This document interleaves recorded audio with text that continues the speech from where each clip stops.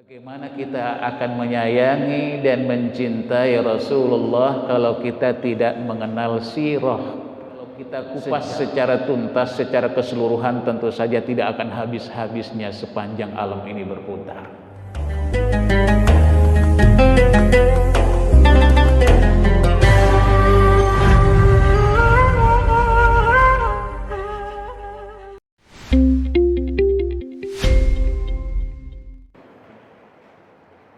Bismillahirrahmanirrahim.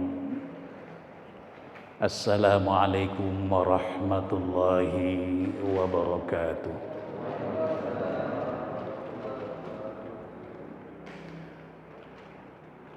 Alhamdulillahi wa kafa. Assalatu wassalamu ala rasulihin nabiyyil mustafa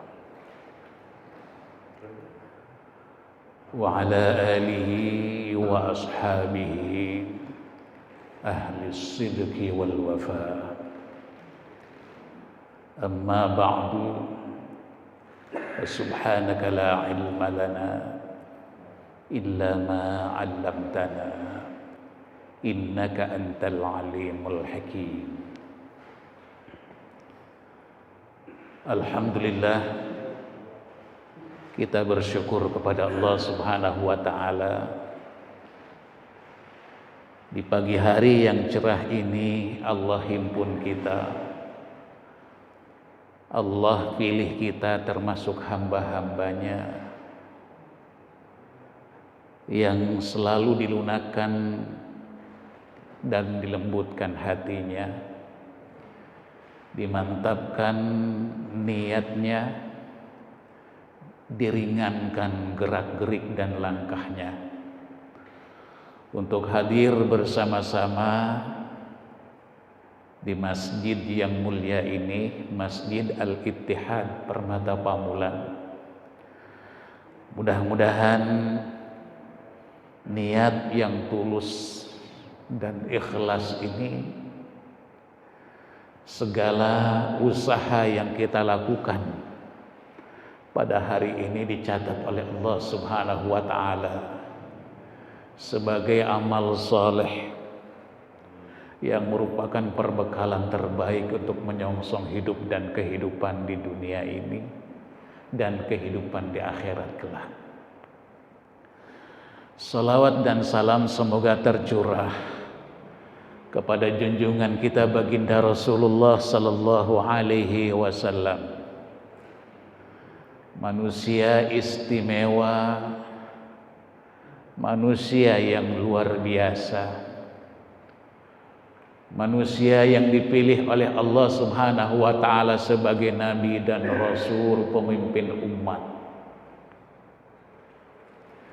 manusia yang termaksum, terjaga dan terpelihara dari segala kesalahan dan dosa, manusia yang dinyatakan akhlaknya adalah Al-Quran, wahyu yang Allah turunkan kepada baginda Rasul, yang abadi, yang menjadi petunjuk bagi umat-umat yang beriman dan bertakwa kepada Allah Subhanahu wa ta'ala. Hadirin jamaah subuh dan ta'lim yang dimuliakan oleh Allah Subhanahu wa ta'ala, apa yang ingin saya sampaikan ini diambil dari beberapa referensi kitab. Di antaranya adalah An-Ni'matul Kubra 'alal 'Alam. Ada juga kitab Sirah Nabawiyah Ibn Hisham dan Sirah Nabawiyah Abdul Hasan Ali Al-Hasani An-Nadwi. Dari ketika kitab itu memiliki keterkaitan dengan pembahasan yang akan kita bahas bersama-sama ini. Agar nyambung dengan pembahasan kita yang lalu, bahwa sirah nabawiyah ini sangat penting untuk kita pelajari bersama. Ada istilah orang-orang mengatakan tidak kenal maka tidak sayang. Bagaimana kita akan menyayangi dan mencintai Rasulullah kalau kita tidak mengenal sirah, sejarah perjuangan baginda Rasulullah sallallahu alaihi wasallam yang begitu panjang, begitu melelahkan, penuh dengan lika-liku perjuangan berat. Kalau kita kupas secara tuntas, secara keseluruhan, tentu saja tidak akan habis-habisnya sepanjang alam ini berputar. Ya. Maka oleh karena itulah, pada bulan yang lalu saya sampaikan bahwa Rasulullah Sallallahu Alaihi Wasallam dalam sebuah riwayat bahwa beliau sudah begitu dikenal, seorang manusia, seorang nabi, Abul Bashar, bapaknya seluruh manusia yang ada di permukaan bumi ini, yakni Nabiullah Adam alaihi salam. Ketika beliau berada di dalam surga,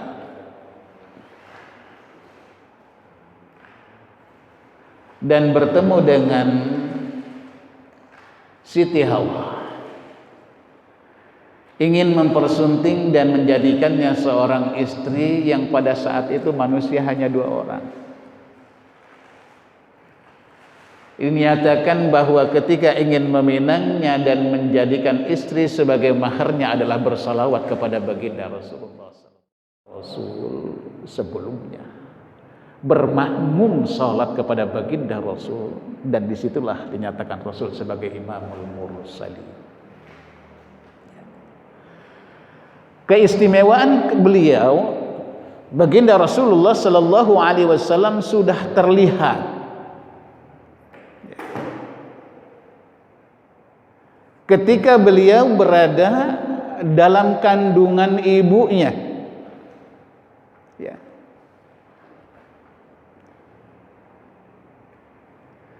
Di antaranya ketika Siti Aminah, ibunda Aminah ini mengandung beliau, Rasulullah di dalam rahimnya, Siti Aminah tidak pernah merasakan sakit, tidak pernah merasakan mual, tidak pernah merasakan pusing, seperti halnya dirasakan oleh ibu-ibu hamil pada umumnya. Biasanya seorang ibu kalau hamil itu kadang-kadang ada yang takut dengan matahari, di dalam rumah terus. Kasihan banget gitu, dengan matahari takut sinarnya itu, di dalam rumah terus. Ada juga yang tidak mau mencium bau nasi, padahal dia adalah makanan pokok bagi bangsa Indonesia ini.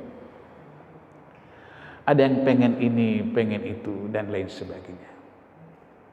Siti Aminah ketika mengandung baginda Rasulullah tidak merasakan itu semuanya, sehingga tidak ada kesulitan apapun, seolah-olah dia adalah seorang yang tidak dalam keadaan hamil.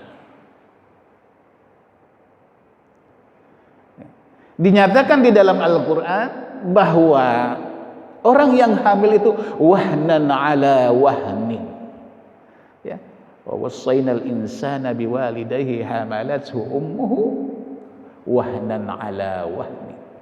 Ketika seorang ibu itu sedang hamil, dia dalam keadaan lemah,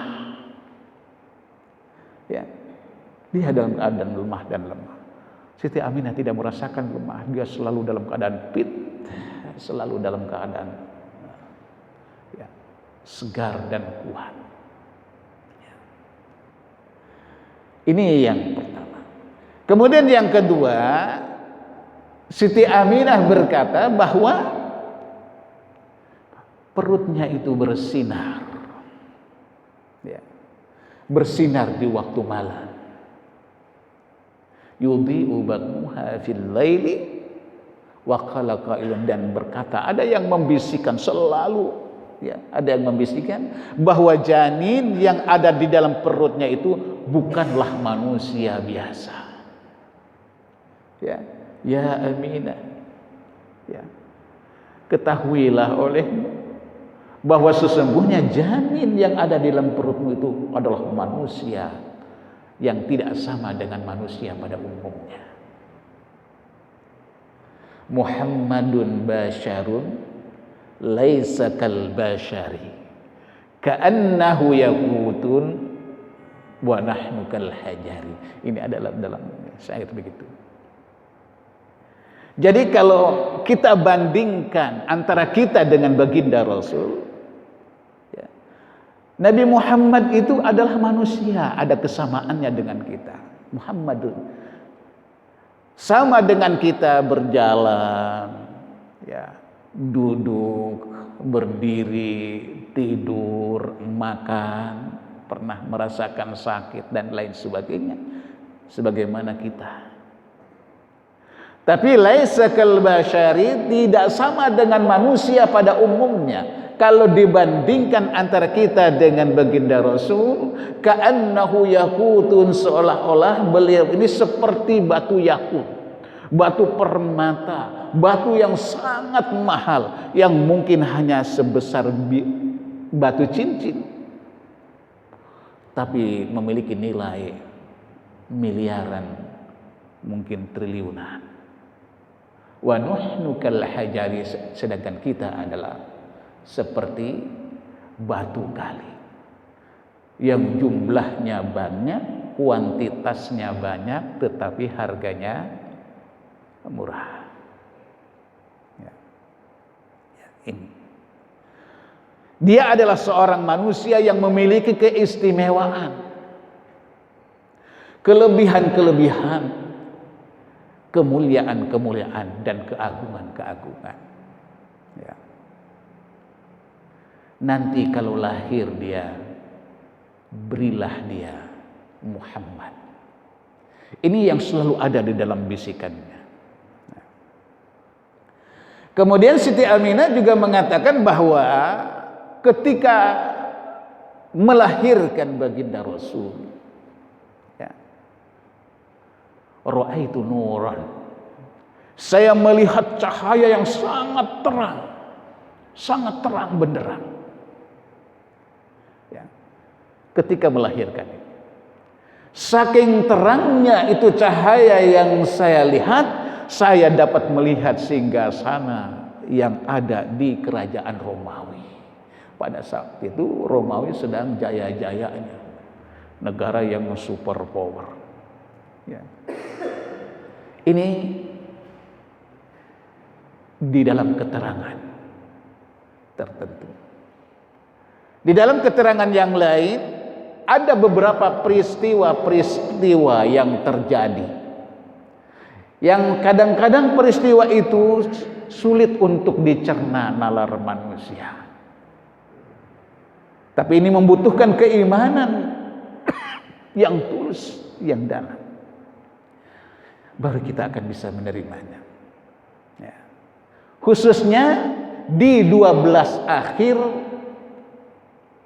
sebelum baginda dilahirkan. Ya. Rasulullah dilahirkan pada hari Senin, bulan Rabiul Awal. Tahunnya, tahun hijriahnya waktu itu belum ada. Sehingga tahun yang disebut pada saat itu dengan sebuah peristiwa yang terjadi. Karena pada saat itu ada Raja Abraha yang ingin menghancurkan Ka'bah, kemudian dihancurkan oleh Allah Subhanahu wa taala dengan burung ababil. Maka tahun tersebut disebut dengan tahun gajah. Tahun Masehinya kira-kira tahun 570 Masehi. Ya.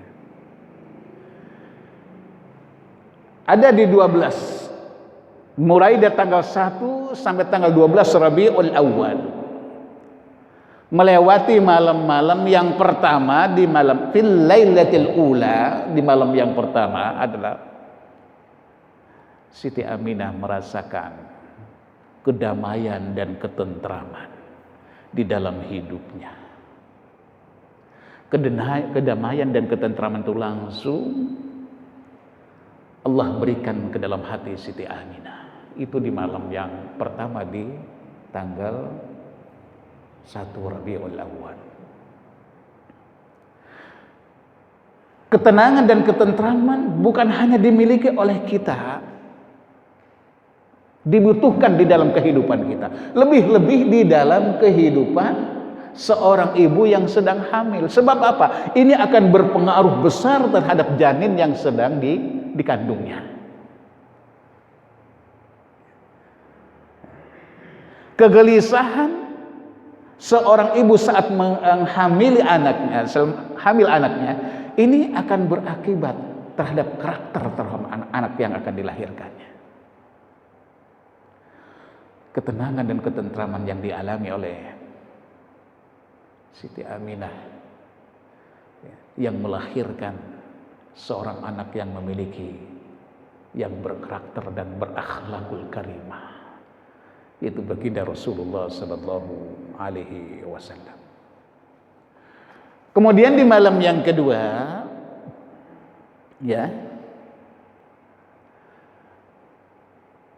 Malaikat Jibril alaihissalam dalam kitab Sirah Nabawiyah Ibnu Hisham, datang seorang malaikat memberikan kabar kepada Siti Aminah, kabar gembira, ya, dan memberitahukan bahwa, ya Aminah, bahwa engkau sedang hamil. Janin yang ada di dalam perutmu itu adalah seorang pemimpin umat. Seorang pemimpin umat. Maka oleh karena itu ketika lahir berdoalah agar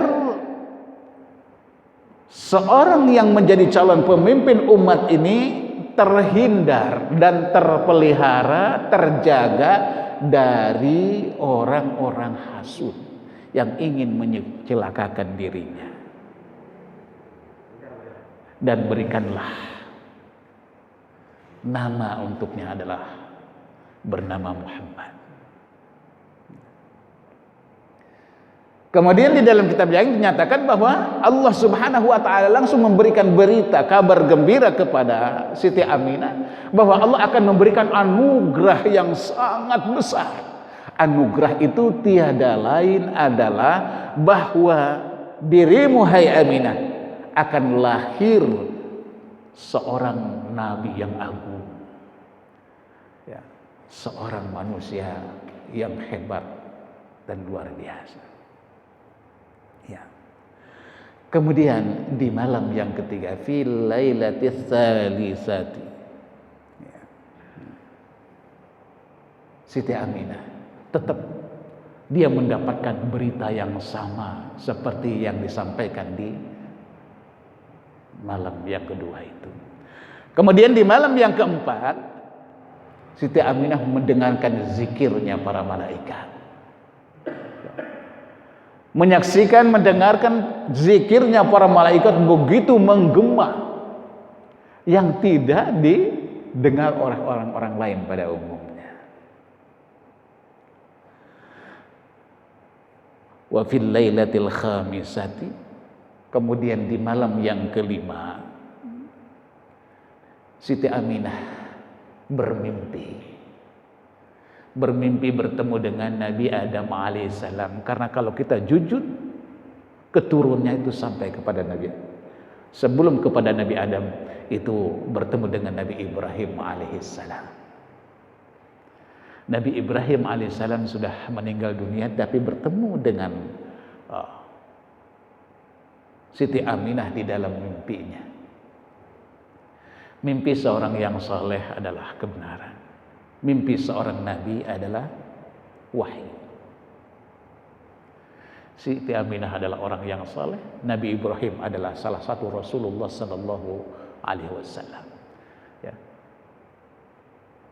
Padahal Nabi Ibrahim itu sudah meninggal dunia, sudah dikuburkan sekarang di Hebron, Palestina, yang sedang dikuasai oleh Israel saat ini. Tapi kita masih bisa berkesempatan untuk bisa berziarah ya ke makam beliau, tapi melalui proses yang sangat ketat karena dijaga oleh tentara Israel. Saya sempat ke sana ya. Ketika sampai ke sana itu sampai pemeriksaan itu sampai berapa besi itu yang desain secara otomatis ya, ketika kita masuk satu orang besi itu bergerak dan menutup kembali. Kemudian setelah itu berikutnya ada besi lagi, pintu besi dia bergerak kemudian menutup lagi, setelah itu dijaga ketat oleh tentara Israel. Saya masuk malam ya, masuk malam hari ya, pada saat itu waktu salat maghrib sampai isya. Setelah itu ditutup, besoknya itu ditutup untuk orang-orang muslim dan dipakai sembahyang oleh orang-orang Yahudi selama 3 hari. Alhamdulillah sempat ke sana ya. Kembali dalam mimpinya Siti Aminah bertemu dengan Nabi Ibrahim alaihissalam dan berkata Ibrahim kepada Siti Aminah, ya, sesungguhnya engkau Aminah harus merasa berbahagia. Ya. Kenapa dianjurkan supaya berbahagia? Karena engkau ya Aminah sedang hamil yang nantinya akan melahirkan seorang Nabi Muhammad sallallahu alaihi wasallam, salah satu termasuk pemimpin dari para nabi. Kemudian di malam yang ke-6, fil lailatis sadisati, Siti Aminah menyaksikan sebuah sinar yang mana sinar tersebut menyinari segenap alam, sehingga tidak ada satupun celah di permukaan bumi ini yang gelap. Semuanya tersentuh dan terselusuri oleh sinar yang ada itu. Ini adalah sebagai isyarat di mana Rasulullah Sallallahu Alaihi Wasallam dilahirkan menjadi rahmatan lil alamin, rahmat bagi segenap alam, yang menyinari kegelapan akidah, yang menyinari kegelapan akhlak, kehancuran moral, menjadi Adam yang terang benderang, yang dapat menerima dan menyaksikan yang hak dan dijadikannya sebagai pedoman dalam hidup dan kehidupan. Ya. Hadirin yang dimuliakan oleh Allah Subhanahu wa taala, di malam yang ke-7, wa fil lailatis sabi'at, di malam yang ke-7 Siti Aminah menyaksikan sekelompok para malaikat. Ya. Tashhadu Aminah jama'atan minal malaikati ya'tuna baitah. Menyaksikan ya, para malaikat berbondong-bondong mereka datang ke rumahnya Siti Aminah yang sedang hamil baginda Rasul. Memberikan kabar gembira para malaikat tersebut bahwa sesungguhnya kelahiran baginda Rasul itu tinggal sebentar lagi. Sebentar lagi kau akan melahirkan seorang nabi dan rasul. Ini adalah informasi datangnya dari sekelompok para malaikat. Wa fi al-lailatis tsaminah, di malam yang ke-8 ya, Siti Aminah mendengarkan seruan alam. Kata alam apa? Berbahagialah engkau, sesungguhnya. Ini bukan, kalau tadi informasi para malaikat, kemudian yang malam berikutnya adalah seluruh alam jagat raya ini berseru ya, wahai Aminah, berbahagialah engkau karena kelahiran itu akan terjadi tinggal hanya beberapa waktu saja. Pada malam yang ke-9, fil lailatis tasi'ah, Siti Aminah kembali. Allah anugerahkan ketenangan, ketentraman. Tidak ada sedikit pun rasa khawatir dan kecewa dan rasa takut. Tapi betul-betul berada dalam puncak ketenangan dan ketentraman. Pada malam yang ke-10, Siti Aminah menyaksikan bahwa bumi Mina dan Taif mereka bergembira dengan menyambut kehadiran dan kelahiran baginda Rasulullah sallallahu alaihi wasallam. Pada malam yang ke-11,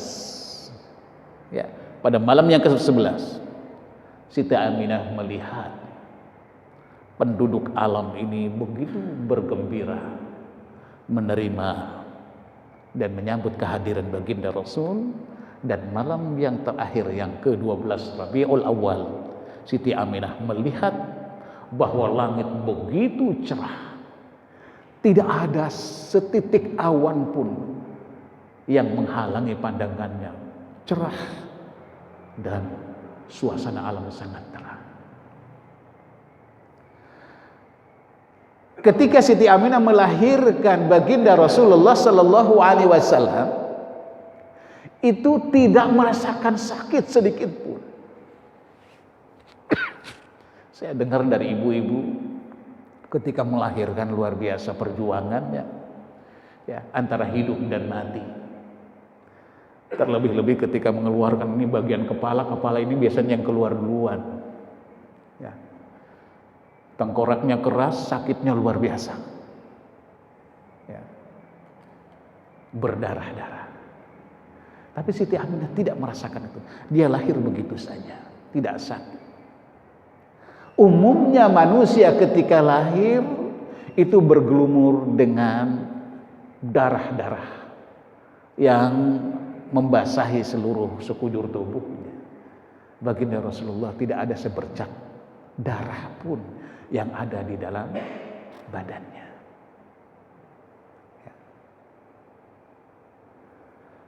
Kemudian pada umumnya manusia ketika lahir itu dia menangis sebagai tanda bahwa bayi ini hidup. Maka ada pepatah Arab, waladatka yabna adama bakiyan wan nasu haulaka yadhakuna surura.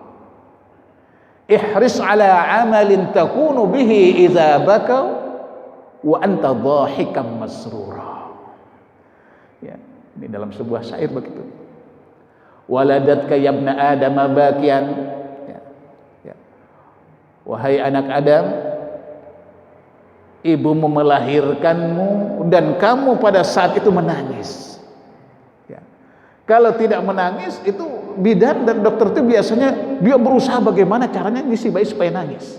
Sebab kalau tidak nangis berarti dia tidak ada nyawanya.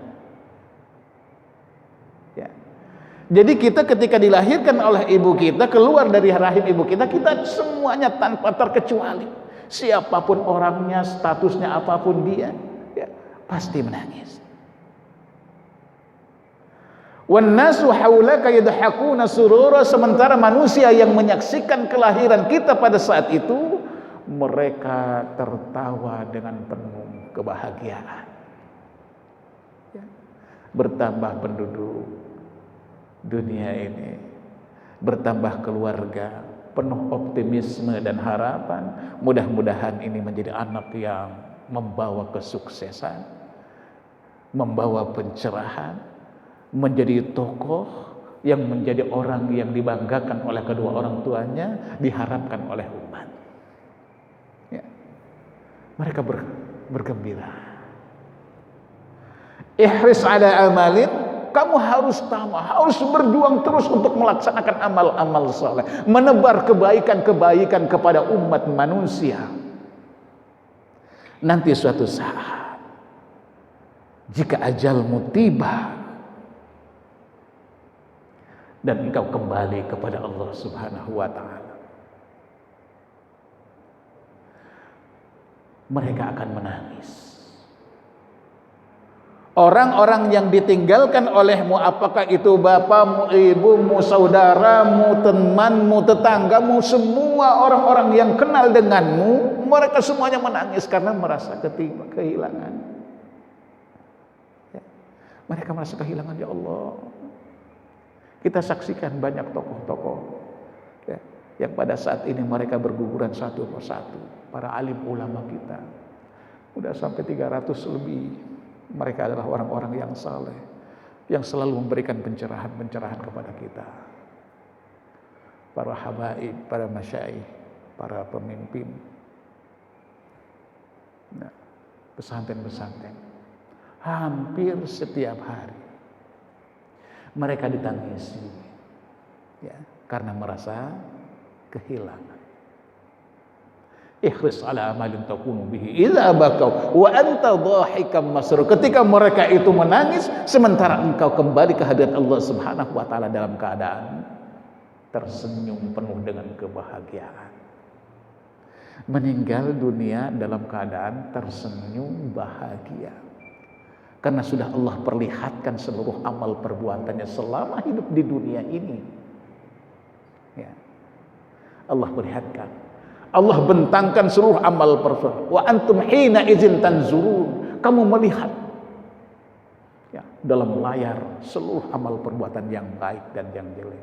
Ketika amal baiknya begitu banyak, dia bangga, dia bergembira, dia ingin cepat-cepat menghadap sang kekasihnya, yaitu Allah Subhanahu wa taala. Dilihatkan sudah bayangan-bayangan surga, begitu dia optimis ingin secepatnya masuk ke dalam surga.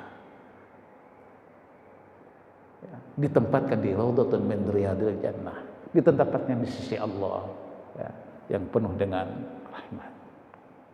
Ya. Ini ya.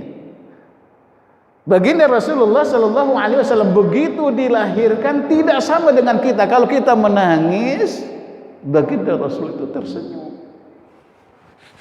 Ya, tersenyum bukan nangis.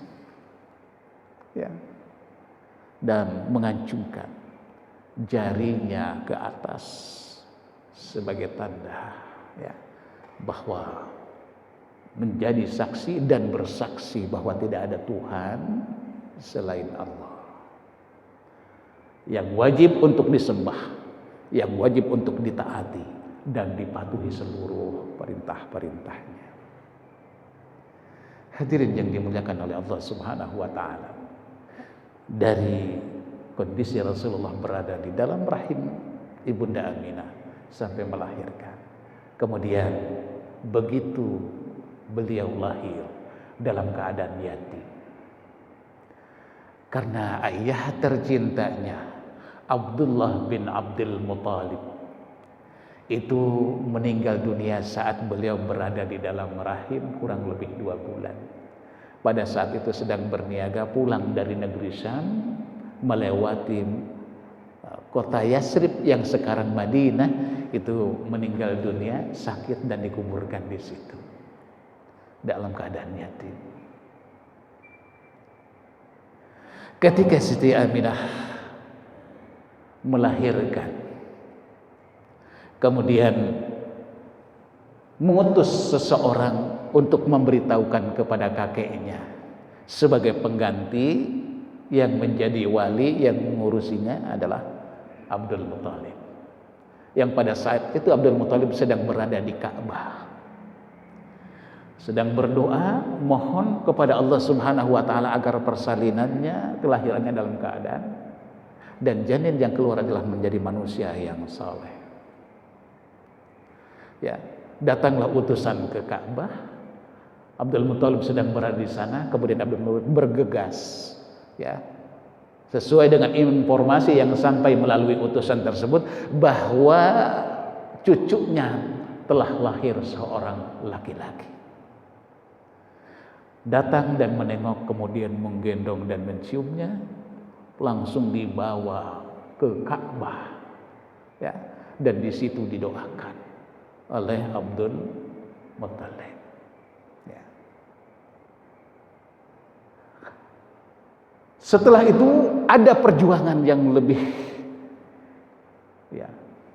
untuk baginda Rasul yang masih bayi dan merah tersebut, di mana asiknya Siti Aminah sudah tidak bisa keluar.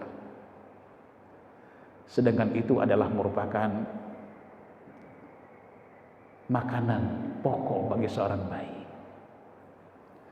Akhirnya mencari ibu susu, ya, mencari ibu susu. Akhirnya ketemulah Suwaibah, tapi tidak bertahan lama, ya, tidak bertahan lama. Akhirnya hanya beberapa bulan saja. Kemudian akhirnya Abdul Muthalib mencari lagi seorang ibu susu, seorang ibu-ibu yang menjajakan diri untuk menyusui bayi-bayi dengan imbalan tertentu banyak pada saat itu. Namun mereka pada menolak. Kenapa menolak? Karena dia lihat ingin mendapatkan kebaikan dari seorang ayahnya. Begitu disampaikan, ayahnya sudah tidak ada ketika berada di dalam rahim ibunya.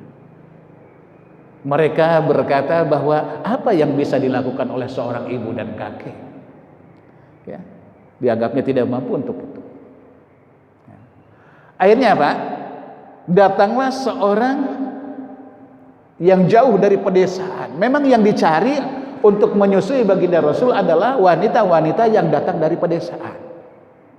Dengan satu alasan, Abdul Muthalib mengatakan bahwa wanita-wanita yang datang dari pedesaan itu tidak tercemar oleh udara perkotaan, masih asli dan bahasanya masih fusha. Ya. Kenapa? Dia akan melekat dan selalu mendidik orang yang disusuinya. Ya. Yaitu pada saat itu secara kebetulan, ya, Halimatus Sa'diyah, ya, datang dari pedesaan menuju ke kota Mekah, ya, untuk mencari orang yang bisa disusui dengan imbalan tertentu. Tapi pada saat itu sempat menolak juga karena begitu dinyatakan ini ayahnya sudah tidak ada, ini adalah anak yatim. Tapi pada saat yang bersamaan Allah Subhanahu wa taala menganugerahkan cinta dan kasih sayang langsung kepada bayi tersebut. Sehingga tadinya menolak, kemudian dia datang kembali, ya, untuk kesediaan menjadi ibu susu bagi baginda Rasulullah sallallahu alaihi wasallam. Dibawalah, ya, dibawalah baginda Rasulullah ke suatu tempat di mana kampung tersebut sebenarnya sangat tandus dan gersang. Musim kering sehingga tidak ada satupun pohon yang bisa tumbuh. Musim paceklik. Halimatus Sa'diyah ini untuk mencari, ya, kehidupan, untuk mencari, ya, uang yang bisa dijadikan sebagai modal untuk hidupnya, menyambung hidup. Akhirnya dibawa, ya, dan disusui. Subhanallah, pengakuan Halimatus Sa'diyah ketika dia menyusui ini bayi yang bernama Nabi Muhammad sallallahu alaihi wasallam, itu kampung yang tadinya tandus dan gersang menjadi kampung yang subur, sangat subur, sehingga kambing-kambing yang menjadi gembalaannya itu gemuk-gemuk sampai iri dari kampung-kampung yang lain. Apa yang terjadi? Tapi kesaksian mereka, inilah keberkahan yang Allah berikan melalui baginda Rasulullah sallallahu alaihi wasallam yang hadir dan di kampung tersebut yang disusui oleh Halimatus Sa'diyah. Ya. Kemudian pada beberapa tahun, 2 tahun kemudian, ini dikembalikan ke sana, ya, ke kota Mekah. Pada saat itu menggunakan onta yang sudah tua, kan ontanya kurus, ya, onta yang sudah tua sehingga jalannya tidak bisa cepat.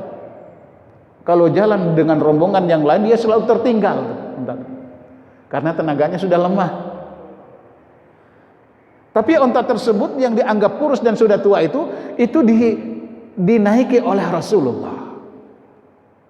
Begitu dinaiki oleh Rasulullah sallallahu alaihi wasallam, onta yang tadinya lemah, tidak berdaya, justru menjadi onta yang paling gesit dan paling gagah, dan dia berjalan berada di depan.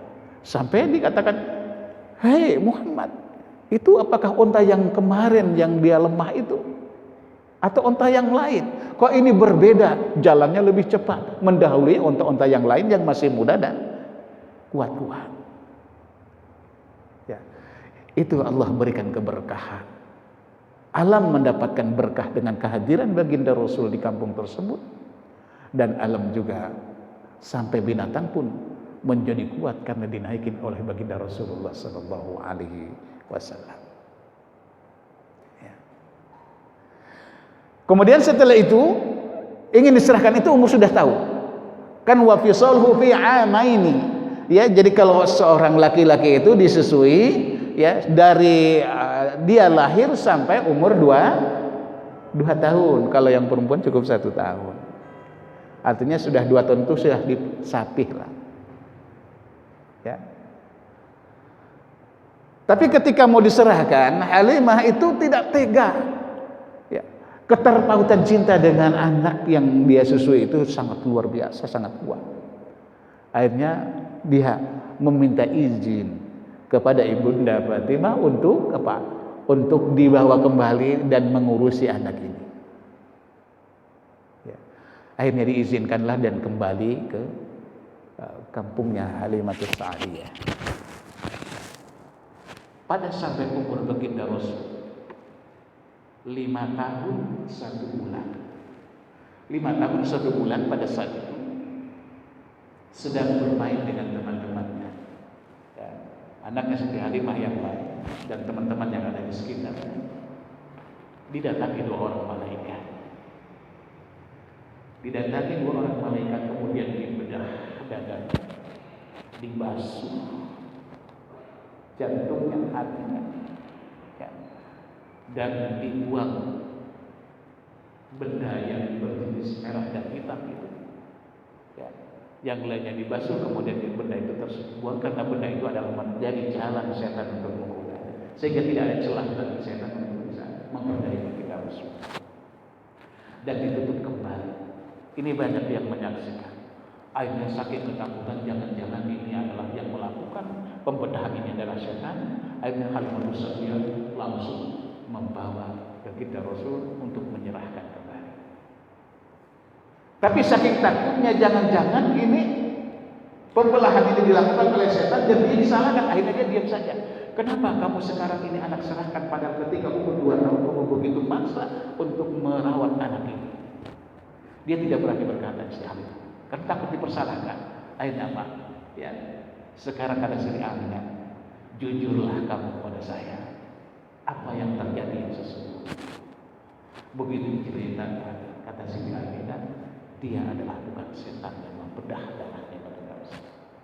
Dia adalah malaikat yang diutus oleh Allah Subhanahu wa Ta'ala yang akan menjadikan Muhammad sebagai nabi dan rasul akhir zaman. Akhirnya apa? Diserahkan. Pada umur 6 tahun, ya, akhirnya Siti Aminah dengan baginda Rasulullah SAW berangkat dari Makkah. Berangkat dari Makkah menuju Yasrib pada saat Madinah. Salah satu tujuan di antara sekian banyak itu adalah untuk menziarahi suami tercintanya yang sudah meninggal dunia 6 tahun lebih yang lalu, yang dikuburkan di kota Yasrib sekarang Madinah. Ya. Setelah pulang dari Madinah, ya, berjalan dengan baginda Rasul di sebuah desa bernama Abwa. Ya. Itu 200 km dari barat pantai Saudi Arabia, 200 km dari Jeddah. Tapi sangat jarang orang datang ke sana. Orang Indonesia ada beberapa, dan orang-orang di negeri yang lain, bukan orang saja, ya, menziarahi seorang diri di situ dikuburkan. Yang sangat luar biasa mengenaskan, kuburannya itu hanya ditandai dengan batu-batu saja, ya, melingkar di atas. Dan akses menuju jalan sana, ya, itu sangat sulit, harus melewati pegunungan, bukit-bukit, batu-batu yang terjal, sulit untuk dilewati kecuali bagi mereka yang memiliki tenaga yang prima. Itu di sebuah desa namanya desa Wah. Di pertengahan jalan menuju pulang ke Makkah. Disitulah Rasulullah Sallallahu Alaihi Wasallam mendapatkan suatu penderitaan, kesedihan yang luar biasa. Ayahnya tidak pernah melihat wajahnya, apalagi menikmati kasih sayangnya. Ibunya yang baru saja dia bersama dengannya diserahkan oleh Halimatus Sa'diyah, baru hanya beberapa bulan dia meninggal dunia. Sehingga lengkap baginda Rasul menjadi yatim piatu. Ini sebagai tarbiyah ilahiyah. Ya, di situ Rasulullah ditempa dengan kekuatan mental dan akhlak, ya, sehingga manusia menjadi manusia yang kuat. Kemudian pulanglah dan diserahkan kepada pengasuhan itu kepada kakeknya yang bernama Abdul Muthalib. Abdul Muthalib adalah seorang pemimpin Quraisy yang disegani, ya, dan sangat sayang. Di antara sekian banyak anak-anaknya, justru yang paling sayang adalah cucunya baginda Rasulullah SAW. Ya, sangat disayang. Sehingga Abdul Muthalib itu punya bangku yang khusus untuk diduduki oleh beliau. Orang lain termasuk anaknya pun tidak ada yang berani. Ya. Nabi Muhammad kecil umur 6 tahun, dia bermain dengan kakeknya, manja dan disayang. Beliau duduk di atas kursi, ya, kebanggaannya dibiarkan oleh Abdul Muthalib. Dicegah oleh anak-anaknya, ya Muhammad, la tajlis, jangan duduk di sini kamu. Itu khusus untuk kakekmu. Tapi dilarang oleh Abdul Muthalib. Biarin dia duduk di situ. Saking sayang. Dari 6 tahun sampai 2 bulan dalam pengasuhan kakeknya juga meninggal dunia. Akhirnya diserahkan ke pengasuhannya kepada Abu Talib, pamannya sangat menyayanginya. Ya. Ada keistimewaan yang dirasakan oleh pamannya. Di antaranya pamannya itu punya anak 10, banyak anaknya. Abu Talib punya anak 10. Ya. Itu kalau makan beramai-ramai. Kita sampai sekarang menyaksikan orang Arab itu kalau makan ya satu nampan besar beramai-ramai. Kadang-kadang tuh kita lihat ya kalau satu ontak itu dimatengin, kemudian rame-rame makan di situ. Kambing dan sebagainya dengan nasi. Anaknya banyak dan masanya sulit pada saat itu. Makanlah bersama dengan anak-anaknya yang 10 dan Abu Talib. Masakan yang dihidangkan kalau Rasulullah ikut bersama-sama makan dengannya pada saat itu, itu mereka sudah kenyang tapi makan masih ada. Udah kenyang semuanya. Rasul sudah kenyang, anak-anaknya Abu Talib sudah kenyang, semuanya sudah kenyang, itu masih ada. Tidak habis. Tapi kalau sewaktu-waktu Rasulullah itu tidak makan bersama dengan mereka dengan takaran yang sama, menu yang sama disajikan, Rasul tidak ikut makan. Itu makanan sudah habis duluan, mereka belum kenyang. Subhanallah, ini adalah yang disaksikan oleh Allah. Sayang sekali Abu Talib tidak sampai mengucapkan la ilaha illallah Muhammadur Rasulullah, tapi perjuangannya untuk membackup dakwah Rasulullah sangat luar biasa. Sehingga siapapun yang berani menghalangi dakwah Rasulullah harus melangkahi mayat saya. Dia sangat disegani dan ditakuti sehingga dakwah Rasulullah begitu mulus dan mendapatkan dukungan yang kuat dari pamannya bernama Abu Talib. Hidayah datangnya dari Allah. Kita bersyukur kepada Allah Subhanahu wa taala. Meskipun kita tidak pernah melihat wajah Rasul, tidak pernah bertemu dengan Rasul, tapi manusia yang sangat disayang oleh Rasul karena beriman kepada Rasul. Abu Talib tidak mengucapkan la ilaha illallah Muhammadur Rasulullah Sehingga begitu meninggal dunia, Rasulullah sangat terpukul. Keterpukulan yang bukan hanya karena ditinggalkan oleh orang yang tersayang dan disayanginya, tetapi apa? Tidak sempat untuk mengucapkan kalimat la ilaha illallah Muhammadur Rasulullah. Sehingga Rasulullah sambil menangis dan membaluri seluruh tubuh, dalam sebuah riwayat membaluri seluruh tubuhnya dengan air lidah, yang balus dengan harapan supaya dia tidak akan tersentuh oleh api neraka. Tapi tetap ya, karena ada celah-celah yang tidak tersentuh. Kesedihan yang luar biasa turunlah firman Allah Subhanahu wa taala. Ya Rasulullah, innaka lam tahdi man ahbabta walakin Allah yahdi man yasha. Sesungguhnya engkau Muhammad tidak bisa memberikan hidayah kepada siapa orang yang paling kamu cintai sekali. Tetapi Allah memberikan hidayah, petunjuk kepada orang yang Dia inginkan. Ya. Sedangkan yang dimuliakan oleh Allah Subhanahu wa taala, inilah sejarah singkat ya, yang saya rangkum dalam tausiah kali ini, mulai dari kelahiran baginda Rasul, dari dalam kandungannya dan sampai masa kecilnya, dengan tokoh-tokoh yang sangat kita kenali, dua tempat yang menjadi tanah haram, tanah yang dimuliakan oleh Allah Subhanahu wa taala. Mudah-mudahan kita termasuk hamba Allah yang bisa menjadi menziarahi ya, orang-orang yang kita sebutkan tadi, dan bisa berkunjung ke Makkahul Mukarramah dan Madinatul Munawwarah, baik untuk melaksanakan ibadah haji maupun untuk menunaikan ibadah. Ada salawat yang pernah saya sampaikan ya. Kalau didawamkan, insya Allah Allah akan berikan kemudahan bagi kita ya.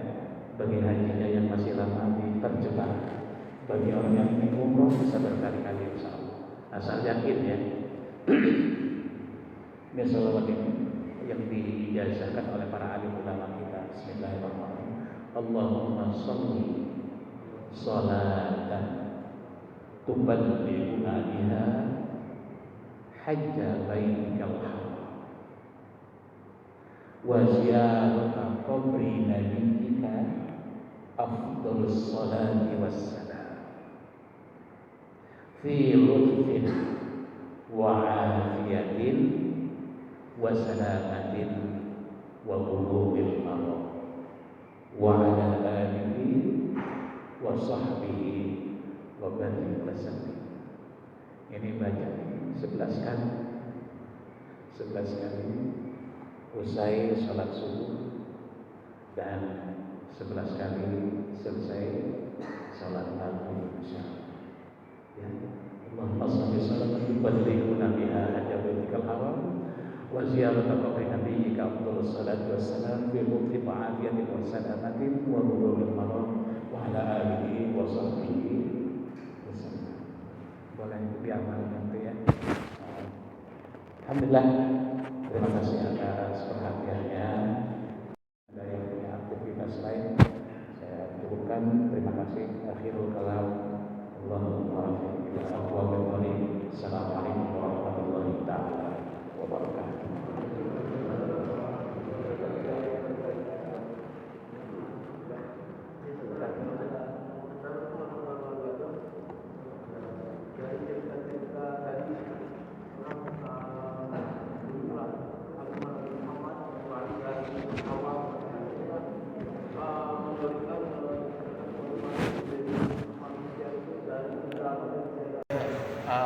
Jadi terang pada keterangan ya, terang benderang. Nah, sebelum Nabi Muhammad kan istilahnya jahiliyah, masa kebodohan. Padahal kan sebelumnya juga ada nabi-nabi.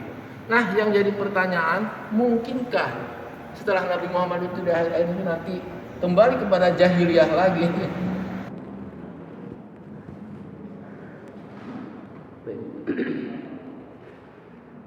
Fatrah waktu antara Nabi sebelumnya, Rasul sebelumnya dengan baginda Rasul begitu terpaut sangat lama sekali, sehingga banyak mereka pada meninggalkan syariat-syariat para Nabi dan Rasul sebelumnya. Terjadilah satu kondisi yang sangat rusak, ditinjau dari segi akidah, akhlak dan lain sebagainya. Mereka sudah tidak lagi melihat satu kebenaran. Ini disebut dengan zaman fatrah. Nanti ada ikhtilaf ulama di dalam ilmu usul fikih itu, ada al-Maturidiyah, ada Mu'tazilah dan lain sebagainya. Mensikapi harus bagaimana, sementara mereka itu tidak tahu halal dan haram, kan? Tidak tahu yang hak dan yang batil.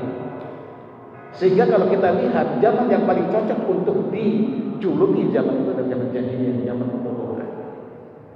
Bagaimana tidak mereka sembah benda yang tidak bernyawa, apalagi bisa memberikan manfaat. Minum-minuman khamar menjadi satu kebiasaan dan membudaya. Ketika melihat seorang anak yang lahir berjenis kelamin perempuan langsung dibunuh, ya, dikubur hidup-hidup. Ini kalau bukan orang yang bodoh tidak akan melakukan hal seperti itu. Hobinya berat. Ya. Bangsa Arab itu pada saat itu terjadi terkelompok-kelompok menjadi kabilah-kabilah. Ya. Kullu qabilatin turidu an taguzza qabilatan ukhra. Satu kabilah yang satu saling menyerang dan mengalahkan kabilah yang lain. Yang kuat dia menjadi pemenangnya, yang berkuasa, sedangkan yang lemah tertindas habis. Kemudian Rasul lahir, diutus untuk menyempurnakan akhlak,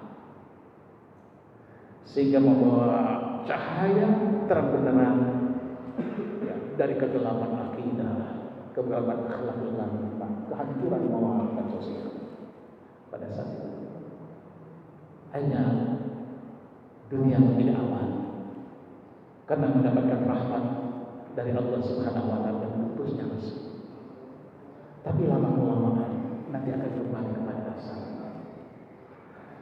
Kalau manusia asalnya dari tanah kembali ke tanah, suasana yang seperti itu pun akan kembali kepada asalnya. Maka ini yang dikhawatirkan oleh para ulama kita. Satu persatu mereka meninggal dunia.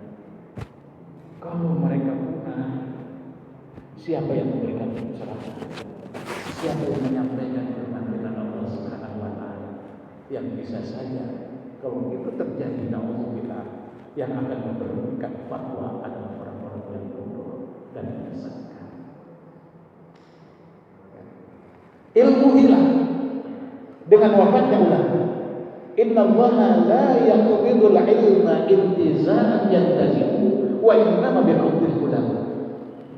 Allah tidak akan mencabut ilmu yang sudah tersebar di permukaan bumi, tapi Allah mencabutnya dengan mewafatkan para ulama. Mautul alim, mautul alim. Meninggalnya ulama yang alim, yang punya ilmu wawasan keagamaan, berarti nantinya anak.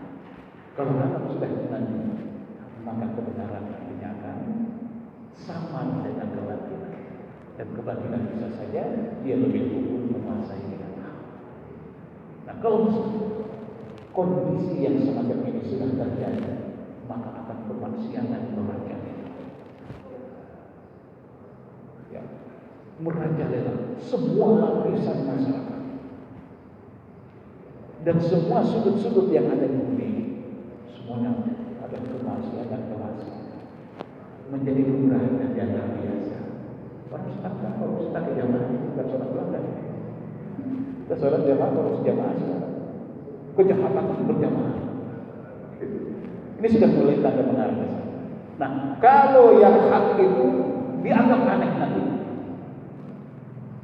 Yakunu ghoriban dianggap. Begitu ada orang sedang lewat, berada orang di dalam masjid sedang berdiri, kemudian ruku, sujud, i'tidal dan seterusnya sedang melaksanakan sholat. Itu orang yang di luar heran, itu ngapain itu orang lagi jungkir balik? Ada orang sedang menengadahkan tangannya berdoa munajat kepada Allah, dinyatakan heran, itu siapa ngapain lagi ngangkat tangan? Jadi yang harus berhadap aneh. Nah kalau ini akan menjadi tanda-tanda terjadi hari kiamat. Ja'al Islamu ghariban wa sayaudu ghariban kama bada. Islam itu dianggap aneh itu pertama karena dia masuk dan menentang kebatilan.